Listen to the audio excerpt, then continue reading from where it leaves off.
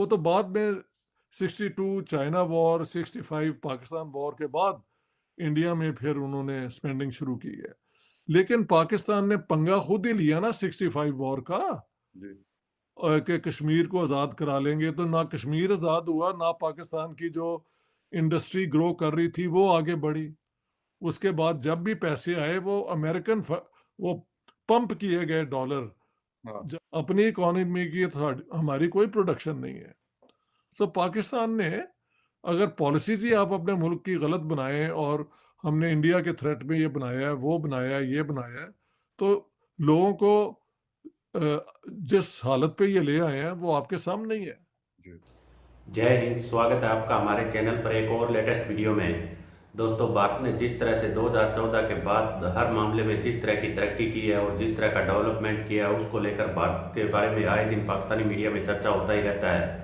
और दोस्तों, आप जो पाकिस्तान के एक प्रोफेसर पिछले कुछ दिनों भारत की यात्रा पर आए हुए थे और उन्होंने जिस तरह से पाकिस्तानियों को अब एक नए भारत के बारे में बताया है, तो पाकिस्तानियों के इससे होश उड़ जाते हैं। और पाकिस्तान, आप जानते होंगे किस तरह से जब से भारत से अलग हुआ है तब से लेकर आज तक पाकिस्तान हमेशा भीख पर ही पलता है और आज भी पाकिस्तान दुनिया भर में कटोरा ले लेकर घूम रहा है।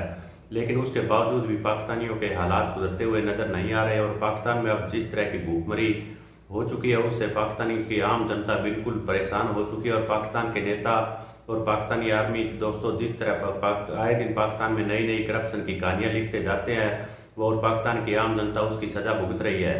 तो चलिए दोस्तों, पाकिस्तानी प्रोफेसर ने देखिए इंडिया के बारे में और इंडिया के डेवलपमेंट के बारे में किस तरह से पाकिस्तानियों को बताया है। तो इससे पहले वीडियो को लाइक कीजिएगा प्लीज, आप हमारा चैनल सब्सक्राइब कर लीजिएगा। चलिए करते हैं वीडियो तब आप स्टार्ट। बात कर रहे थे कि जब आप पाकिस्तान आए थे तो लोग आपसे पूछ रहे थे कि जी हमें हमारे बच्चे को साथ लेके चले जाएं, क्योंकि बहुत सारे लोगों को मैं खुद पाकिस्तान में रहता हूं तो बहुत दफा देखता हूं जब इस तरह कहीं जाना होता है तो फिर पूछते हैं कि यार क्या तरीका हो सकता है कि हम वहां पे पहुंच जाएं, मतलब इन कंट्रीज में, वेस्टर्न कंट्रीज में, और वहां पे रह जाएं। सर कोई इंडिया में भी कोई आपको मिला, किसी एक ने आपको कहा हो कि हमारे बच्चे को साथ ले जाएं? इसके बरक्स मैंने देखा है, लोग वापस आ रहे हैं अब। यस। यस। वापस आ रहे हैं, वो एग्री। समझते हैं कि हिंदुस्तान में उनको इनकम भी उनकी, यार मैंने देखा है जो इनकी लोगों की यहाँ पे इनकम है ना, जो आईटी इंजीनियर्स हैं और ये सारे, जी। तो वो हमारी भी इनकम से बढ़ के हैं, यूरोप वाली इनकम से। बिल्कुल। तो जो कामयाब इनमें से लोग हैं उनका तो जवाब ही नहीं है। तो इंडिया की मिडिल क्लास बहुत बड़ी है भैया। यहाँ पे 300 मिलियन तकरीबन मिडिल क्लास हो गई है। आप यूरोप की अगर मिडिल क्लास देखें, मिला के सारे 300 मिलियन ही बनते हैं। तो इतनी बड़ी क्लास इंडिया के अंदर है। ठीक है, इंडिया में गुर्बत भी है अभी भी। 80 करोड़ को शायद फ्री खाना मिलता है और वो मिलता है, तो वो गरीब ही बड़ी लोग हैं बात है। ना। बड़ी बात। 1/5 of the population is still below the poverty line. लेकिन पिछले सालों मैंने पढ़ा था कि India has lifted 460 million people out of poverty. या। तो आप ये तरक्की भी देखें। बिल्कुल। अ, मसलन मैं अब वहाँ पे ये जो है ना, डिजिटलाइजेशन इतनी बढ़ गई है कि यूरोप में नहीं है। यस। तो मैं जहाँ ठहरा हुआ था नासिक में, राम चड्ढा जी हैं, उनके घर में आया हुआ था, तो उन्होंने कहा देखें अभी अब बाहर ये प्याज वाला आया है, तो हम चल के आपको दिखाते हैं कि प्याज वाला जो है वो पैसे नहीं लेगा, वो स्कैन करेगा और हम पे कर देंगे। ऑनलाइन तो वहाँ पेमेंट हो जाएगी। तो वहाँ पे तो अब बैंक का जाना, पैसे रखना ही तकरीबन ना हम्म। अननेसेसरी हो गया सारा कुछ जो है। जबरदस्त। जबरदस्त। किसी ने मुझे जोक के तौर पे बताया कि अगर आप बॉम्बे में जाएं तो अब जो फकीर हैं वो भी स्कैनर रखते हैं। जबरदस्त। एनी हाउ, बॉम्बे और इंडिया में बहुत तरक्की हुई है इन सालों में। तो पाकिस्तान में आपके सामने ही है, एक सेंस सर। ऑफ डेप्रिवेशन है, क्या किया बिल्कुल। जाए। अच्छा सर, एक चीज और है और वो ये है कि थोड़ा सा आते हैं सिक्योरिटी के हवाले से। सिक्योरिटी क्योंकि पाकिस्तान में अगर कोई बात होती है तो उसका जो सेंटर पॉइंट होता है वो इंडिया होता है कि जी उसकी वजह से हमारे पास न्यूक्लियर पावर हम बने, उसकी वजह से हमारे पास ये बड़े बड़े मिसाइल हम बनाते हैं या बनाने की कोशिश करते हैं, या ये हम रखते हैं बजट इस्तेमाल बनाते हैं डिफेंस के लिए। सर ये इनसिक्योरिटीज के पीछे क्या वजूहात हैं? आप बता रहे हैं, बहुत सारे लोग कहते हैं कि जी इंडिया ने अटैक नहीं किया। लेकिन हमें तो यही बताया जाता है कि जी हमारे ऊपर जिसे कहते हैं पता नहीं वो एक मैं 4th या 5th में पढ़ता था एक बुक मुझे अभी भी उसके कुछ सेंटेंसेस याद है कि बुज़दिल दुश्मन ने हमारे पता नहीं वतन के ऊपर हमला करके और इस तरह की कोई उर्दू की बुक थी अब मुझे भूल गया लेकिन उस तरह की कोई लाइन्स वहाँ पे लिखी होती थी। तो सर ये तो मतलब जिसे कहते हैं कि हमारी किताबों में तो ये बेशक आपको किताबें मानते हैं या बाकी दुनिया नहीं मानती तो वो तो अलग बात है। लेकिन हमारे यहाँ तो यही है ना। बात है कि क्योंकि ये सब झूठ है। देखें, एयर मार्शल असगर खान की किताब है जिसमें उन्होंने कहा है कि 4 की 4 जंगें हमने हिंदुस्तान के साथ शुरू की हैं। उनकी तो ये भी आर्गुमेंट थी कि न्यूक्लियर वेपन्स की कोई ज़रूरत नहीं थी, इंडिया ने कभी किसी पे हमला नहीं किया। तारीखी तौर पे भी नहीं किया और उसका कोई प्रोग्राम भी नहीं है। जी। सारी जंगें हमने शुरू की और सारी जंगें हम हार भी गए। अब ये सारी बातें अगर पाकिस्तान अवाम को पता लग जाएँ, तो वो तो अपने लीडर्स को फिर कटहरी में खड़ा कर देना। तो वो क्या करते हैं कि इस किस्म का झूठ जो है वो निसाब के अंदर, किताबों के अंदर लोगों तक पहुँचा देते हैं। और लोग जो हैं नॉर्मली अपने स्कूल में जो पढ़ते हैं, आदमी यकीन उसी पे करता है ना। जी। तो अब ये झूठ वाली दुकान बंद होगी, नहीं होगी, आई डोंट नो। लेकिन दुनिया के पास ऑब्जेक्टिव तरीके हैं देखने के, और इंडिया का कोई उन्होंने किसी पे हमला नहीं किया आज तक। हाँ जी। और पाकिस्तान ने चारों जंगें शुरू की हैं, इनकी insecurity is a good excuse. यार तुम मेरी किताब पढ़ लो ना, पाकिस्तान द गैरिज़न स्टेट। उसमें मैंने कहा है कि there is a threat perception and a threat. आप कह सकते हैं कि ये एक थ्रेट है, लेकिन थ्रेट परसेप्शन को आप जितना चाहे मैनिपुलेट कर दें कि इंडिया ये कर रहा है, वो कर रहा है, यूँ कर रहा है।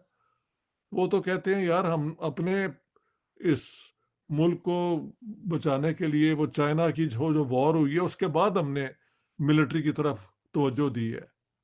हम तो जंग के हक में ही नहीं थे। इस पे बल्कि जवाहरलाल नेहरू पे बड़ी क्रिटिसिज्म हुई है कि he didn't prepare the armed forces for a war. वो तो बाद में 62 चाइना वॉर, 65 पाकिस्तान वॉर के बाद इंडिया में फिर उन्होंने स्पेंडिंग शुरू की है। लेकिन पाकिस्तान ने पंगा खुद ही लिया ना 65 वॉर का, जी। कि कश्मीर को आज़ाद करा लेंगे। तो ना कश्मीर आज़ाद हुआ, ना पाकिस्तान की जो इंडस्ट्री ग्रो कर रही थी वो आगे बढ़ी। उसके बाद जब भी पैसे आए वो वो पंप किए गए डॉलर। हाँ। जब ये हम अमेरिकन्स का अफ़गान वॉर कर रहे थे उनके लिए, और जब हम वॉर ऑन टेरर भी बुश के लिए कर रहे थे मुशर्रफ साहब, जी, जी। तब पैसे आए हैं। अपनी इकोनॉमी की तो हमारी कोई प्रोडक्शन नहीं है। सो पाकिस्तान ने, अगर पॉलिसीज़ ही आप अपने मुल्क की गलत बनाएँ और हमने इंडिया के थ्रेट में ये बनाया है, वो बनाया है, ये बनाया है, तो लोगों को जिस हालत पे ये ले आए हैं वो आपके सामने ही है। जी। देखिए बांग्लादेश जो है, उन्होंने इंडिया के साथ कोई ये इस किस्म का टक्कर नहीं लिया। एक आर्मी है, मुनासिब छोटी सी है अपनी डिफेंस के लिए, और उन्होंने सारा पैसा जो है अपनी डेवलपमेंट पे लगाया है। तो पाकिस्तान की झूठी कहानी इतनी आम है कि उसको बार बार बताते हुए मुझे दुख होता है। ये तो हुँ। हमारी आंखों के सामने इन्होंने पाकिस्तान का सत्यानाश किया। बिल्कुल सही। अच्छा डॉक्टर साहब एक चीज़ हमने 1948 में भी कहा कि कश्मीर आज़ाद करेंगे, 1965 में भी कहा कि कश्मीर आज़ाद करेंगे। पता नहीं शायद 71 में क्या सोच के हमने क्या किया। फिर 1999 में भी यही हमने किया। तो 1999 में तो बड़ी हमें सुबकी उठानी पड़ी इंटरनेशनल फोरम्स पे भी, यूएस से लेके और हर जगह यूरोप तक, और फिर फ्रंट पे भी हमें मार ही पड़ी। क्योंकि वो सारा कुछ हमें तो करना पड़ा, रिवर्स करना पड़ा और अच्छा खासा मतलब जिसे कहते हैं कि ठीक है, इंडिया का भी नुकसान हुआ, मैं ये नहीं कहता कि उनका नुकसान नहीं हुआ। लेकिन वो उसको एज़ अ विक्ट्री डे के तौर पर 26th ऑफ जुलाई को सेलिब्रेट करते हैं। उसकी वजह है कि कारगिल में ये जाके जो इन्होंने वो पोस्ट को ऑक्यूपाई कर लिया था, जब आप पहाड़ी के ऊपर हो और बंकर्स में हो, तो नीचे से जो फौज आएगी उसके लिए बहुत एफर्ट चाहिए आगे बिल्कुल सर। बढ़ने का। जी, बिल्कुल। ऊपर से बमबारी करना, शूट करना ज़्यादा आसान है।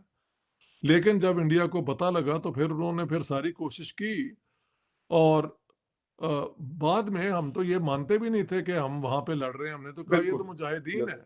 यस। यही 47-48 में इन्होंने कश्मीर में किया था, और तब भी वो कश्मीर में हमें मार पड़ रही थी। अप्रैल 1948 के बाद मैंने पूरा अपनी गैरिजन स्टेट किताब में एक-एक फैक्ट दे दिया। बिल्कुल। और इंडिपेंडेंट जो स्कॉलर्स हैं उनका कहना है कि इंडिया बढ़ रहा था आगे, हम रिट्रीट में थे 65 में।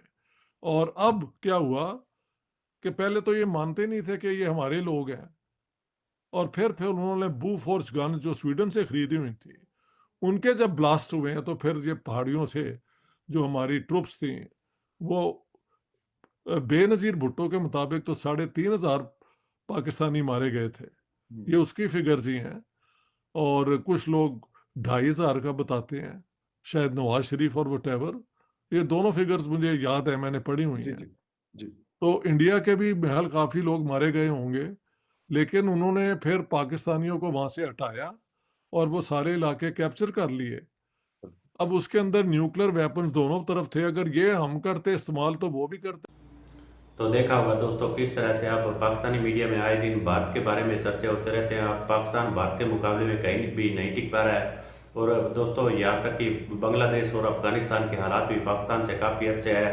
और आए दिन अफगानिस्तान पाकिस्तान को देखते हूँ किस तरह से छड़ियाँ लगाता है। और अब दोस्तों पिछले दिनों टीटीपी के लिए भी अफगान तालिबान ने पाकिस्तान को जमकर लताड़ लगाई थी। तो दोस्तों हम आपके लिए इसी तरह की एक से एक लेटेस्ट वीडियो लेकर आते रहेंगे। मिलते हैं अगले वीडियो में, तब तक जय हिंद, वंदे मातरम।